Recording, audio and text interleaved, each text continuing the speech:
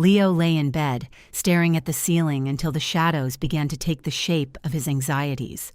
His chest felt like it was being compressed by a slow-moving hydraulic press. It wasn't just the work at the tech hub in the city center. It was the terrifying, invisible architecture of his life. He was the architect, the contractor, and the emergency repairman for every relationship he owned. In his mind, he was currently running 3 different simulations of a conversation he had to have tomorrow with his business partner, Marcus. If Leo said X, Marcus might feel slighted. If Leo said Y, Marcus might think Leo was being passive-aggressive. So Leo spent his midnight hours crafting a specific, surgical version of Z. It was an exhausting performance for an audience of 1. This was the tax he paid for his obsession with control. He believed that if he could just anticipate every reaction, curate every word, and manage every perception, he could keep his world from tilting.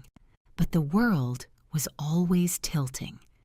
His internal hard drive hummed with the effort of tracking the moods of his wife, the expectations of his parents back in Skibbereen, and the fluctuating temperament of his team. He felt like a juggler who had been told that if a single ball hit the floor, the entire theater would explode. The problem with being a professional peacekeeper is that you are always at war with yourself. By 7 a.m., the exhaustion was no longer just a feeling. It was a physical entity. It lived in the base of his neck and the dry itch behind his eyes. Leo looked at his reflection and saw a man who was meticulously put together but fundamentally hollow. He picked up his phone. 6 notifications. 2 were from his mother, subtly hinting that he hadn't called enough lately. 1 was from a friend who had bailed on dinner plans for the 3rd time this month. Leo felt the familiar surge of resentment. He began typing a reply to his friend, a carefully worded guilt trip disguised as concern. He wanted to control the friend's behavior. He wanted to make the friend feel the weight of the disappointment so that next time, the friend would choose differently. On the commute through the rain-slicked streets of Cork, the friction of existence felt abrasive. Every person who bumped into him on St. Patrick's Street or spoke too loudly on their phone felt like a personal affront to the order he tried so hard to maintain. He felt responsible for the atmosphere of his entire floor at the office. If the energy was low, he felt he had to fix it. If 2 colleagues were bickering, he felt he had to mediate. He was a human thermostat, constantly adjusting his own temperature to compensate for the room. It never occurred to him that he was burning himself out just to keep everyone else at a comfortable temperature. The meeting with Marcus arrived. Leo delivered version Z of his script. He watched Marcus's face with the intensity of a poker player, looking for a twitch, a frown, or a sigh.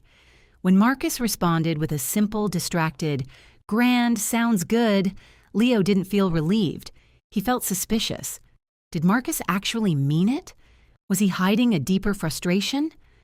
Leo spent the next hour dissecting those 3 words. He was so busy trying to manage Marcus's internal state that he completely lost track of his own. He was a ghost in his own life, haunting the margins of other people's minds. By mid-afternoon, the people-pleasing reflex had moved from a habit to a survival mechanism.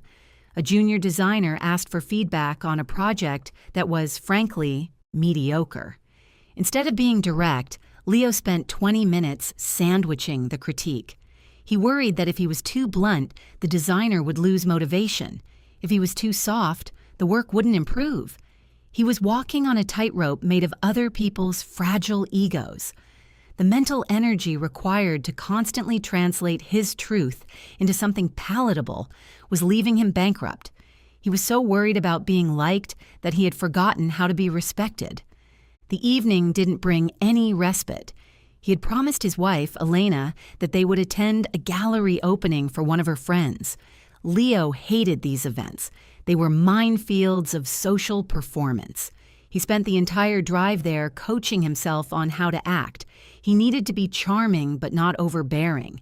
He needed to show interest in the art without sounding like a pretender.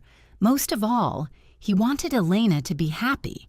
He kept checking her expression in the rearview mirror. If she looked tired, he felt a spike of guilt. If she looked excited, he felt the pressure to maintain that excitement. He was an emotional hostage to the people he loved most. At the gallery, the noise felt like physical blows. He watched a group of people across the room laughing. A sharp pang of social anxiety hit him. Were they laughing at him?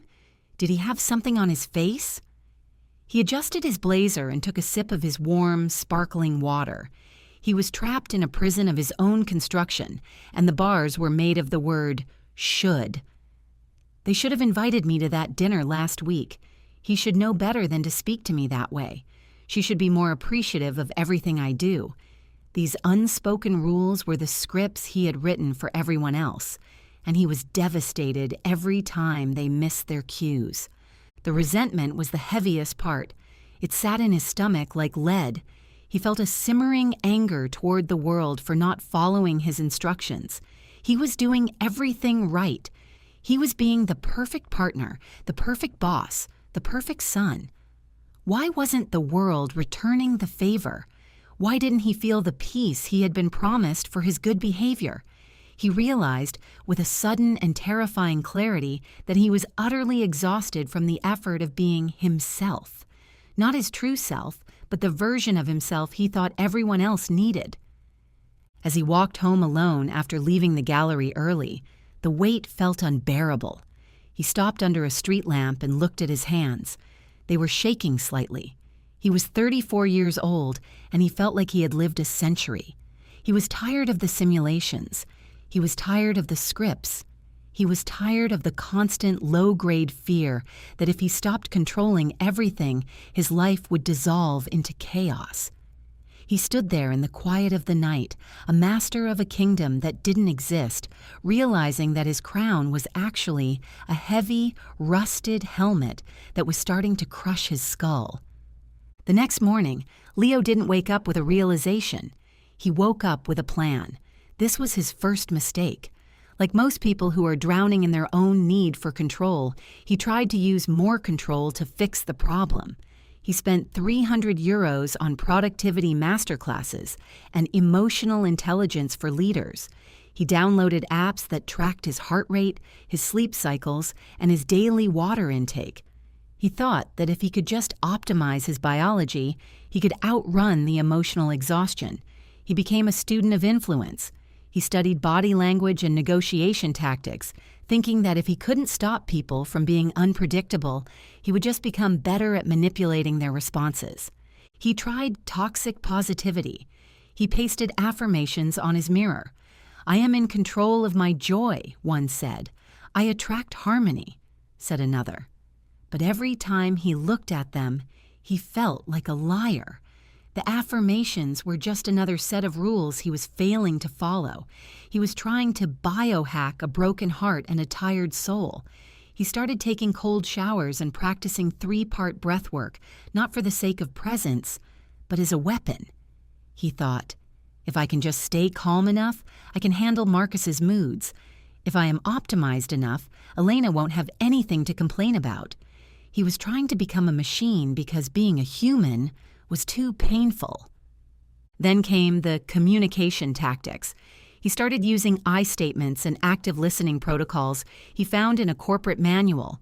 When Elena mentioned she felt lonely, he responded with, "What I hear you saying is that you desire more quality time." It was technically correct, but it was spiritually dead. It was another way to avoid the messiness of actual connection. He was trying to manage the relationship rather than being in it. Elena looked at him with a mix of pity and frustration. "Leo," she whispered, "I don't want a consultant. I want my husband." He felt a flash of irritation. He was doing the work. He was following the steps. Why wasn't it working? Work became a battlefield of strategic management. He started micromanaging the team's Slack channels. He believed that if he could just oversee every interaction, no mistakes would happen. He spent his evenings correcting emails sent by his subordinates before they reached clients. He told himself he was being helpful, but he was actually being a parasite. He was feeding on their autonomy to soothe his own anxiety. The resentment from his team started to leak through the floorboards. He saw it in the way they stopped making eye contact in the break room. He saw it in the way the office grew quiet when he walked in. He was trying to build a perfect machine, but he was only building a cage. The breaking point arrived on a Tuesday. It started with a phone call from Marcus. Marcus had decided to pull the plug on a major project that Leo had spent months nurturing. "It's not the right time, Leo," Marcus said over the phone, his voice sounding casual, almost bored. "We're pivoting to the Dublin contract instead." Leo felt the world go white. This was his project, his legacy. He spent the next 4 hours trying to fix Marcus. He called, he emailed, he sent data projections, he tried to appeal to Marcus's ego. He tried to manipulate Marcus back into the correct decision. Marcus stopped answering. Then Leo received a text.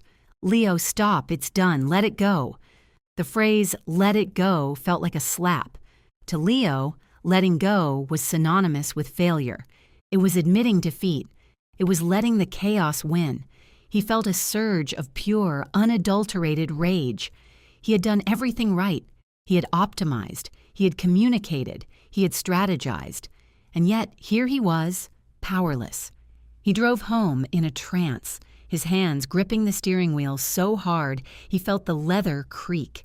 He walked through the door and saw Elena packing a small suitcase. "I'm going to my sister's for a week," she said, her voice flat. "I can't be in this house with you right now, Leo. You're not here. You're just a collection of tactics and anxieties. You're trying to control me so much that I don't even feel like a person anymore." Leo opened his mouth to deliver an I statement, to explain his process, to manage her reaction, but the words died in his throat. He looked at the suitcase, then at his wife, and for the first time in years, he didn't have a plan. The false solutions had all failed. The productivity apps didn't tell him how to keep his wife from leaving. The body language hacks didn't help him keep his business partner from pivoting. He was alone in the house. The silence was deafening. He realized that all his effort had been a form of violence. He had been trying to force the world to be something it wasn't. He had been trying to force people to be who he wanted them to be. And in the process, he had pushed everything away. His career was stalling because he couldn't trust his team. His marriage was crumbling because he couldn't be vulnerable. His health was failing because he was constantly in fight or flight mode. He was a man who had tried to master the wind and was surprised when he ended up with nothing but empty hands. He spent that night on the floor of his living room. No productivity apps, no affirmations, no scripts, just the raw, jagged reality of his own inadequacy. He saw the pain of social anxiety for what it really was, an obsession with himself. He saw his relationship friction for what it really was, a refusal to accept people's autonomy. He was a control freak who had lost control of the only thing that mattered, his own peace. He felt like he was standing at the edge of a cliff, and for the first time, he realized that the only way to stop falling was to stop trying to fly. The breaking point wasn't a loud explosion. It was a quiet, pathetic whimper. It was the moment he realized that his best thinking had brought him to this floor, alone and exhausted. He had tried every solution the world had to offer, and none of them had touched the core of the problem. He was trying to fix a spiritual bankruptcy with a better spreadsheet. He was trying to cure a soul-deep exhaustion with a new morning routine. He needed something else. Not a new tactic, but a new way of being. He needed to unlearn everything he thought he knew about what it meant to be powerful. Help our channel keep producing stories that help and inspire us like this one? Please give us a like and subscribe to the channel. A week later, Leo was walking through the English market. He wasn't there to shop. He was there because the noise and the smell of fresh bread and fish felt more real than his empty house. He stopped at a small coffee stall tucked away in a corner. The man behind the counter was old, with skin like parchment and eyes that seemed to have seen every possible variation of human misery. Leo ordered a black coffee. He looked terrible, and he knew it. He hadn't shaved in 3 days. His blazer was wrinkled. He was a man who had finally stopped pretending.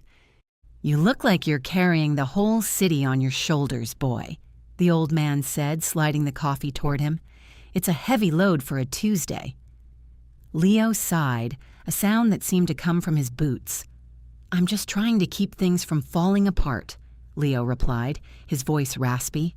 The old man leaned on the counter and looked out at the bustling market. "Things are always falling apart, love. That's what things do. The trick isn't to hold them together. The trick is to let them." Leo frowned.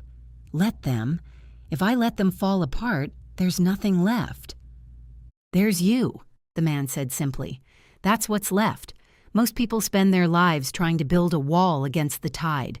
They get exhausted, they get angry at the water, and then they drown anyway. Me? I just let the tide come in. I stand where I stand. If the water wants to move a rock, I let it move the rock. Now I know where the rock belongs." Leo stood there, the steam from the coffee hitting his face. It sounded too simple. It sounded like giving up. "So I just let Marcus ruin the business? I let my wife leave?" "You're not letting them do anything they aren't already doing, Leo," the man said, his voice dropping to a whisper. "Marcus is pivoting. Elena is gone. Your struggle isn't against them, it's against reality. You're wasting your life trying to edit a book that's already been printed. Why not just read the pages? Let Marcus be Marcus. Let Elena be Elena. Once you stop trying to change the script, you might actually see the people standing in front of you." The man turned away to serve another customer, leaving Leo with a cold cup of coffee and a burning thought. "Let them." He whispered the words to himself. It felt dangerous. It felt like a boundary he wasn't allowed to cross.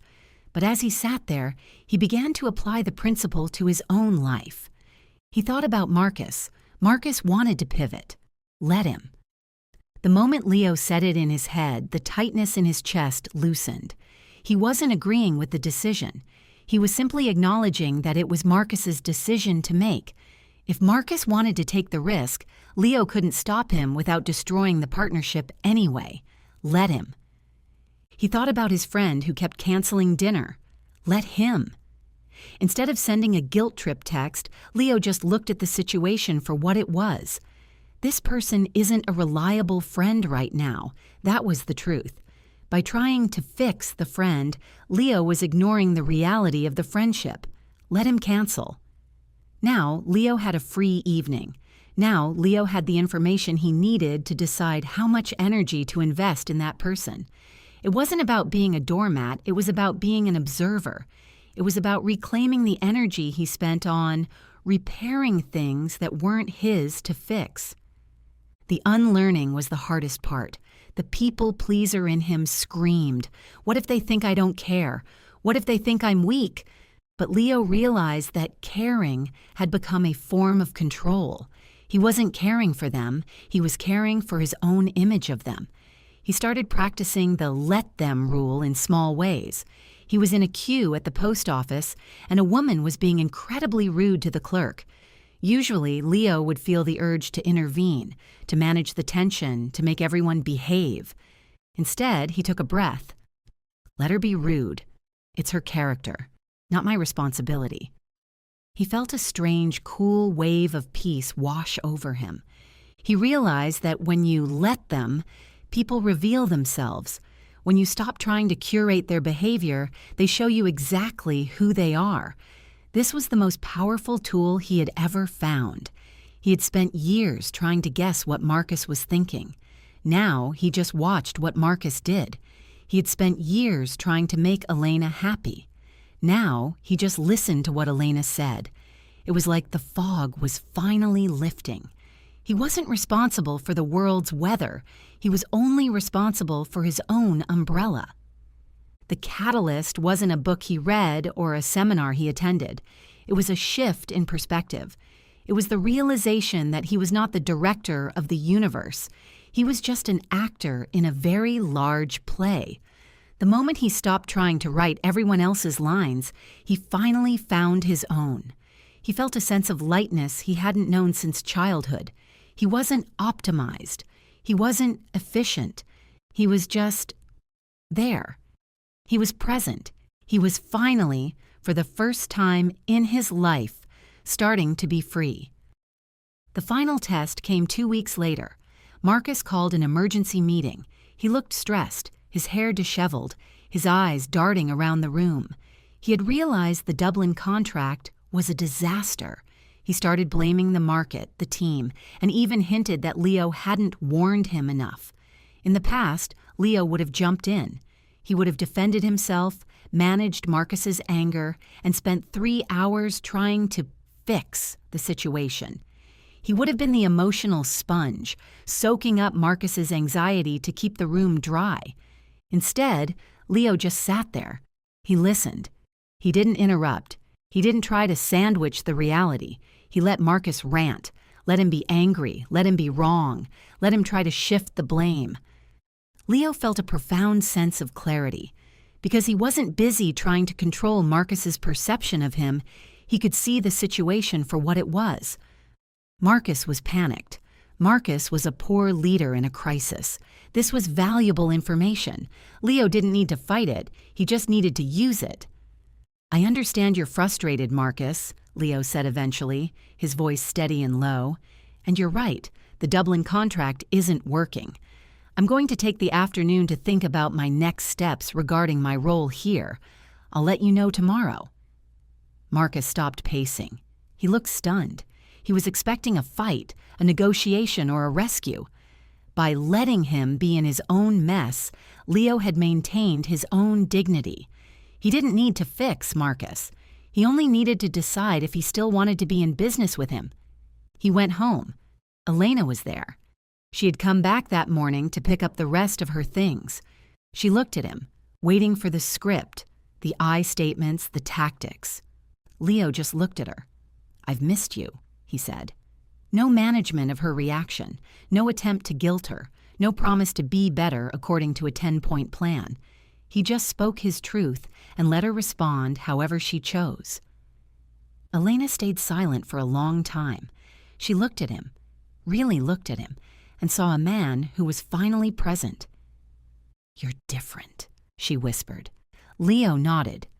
"I'm just letting things be what they are, Elena, including us. If you need to go, I'll let you go.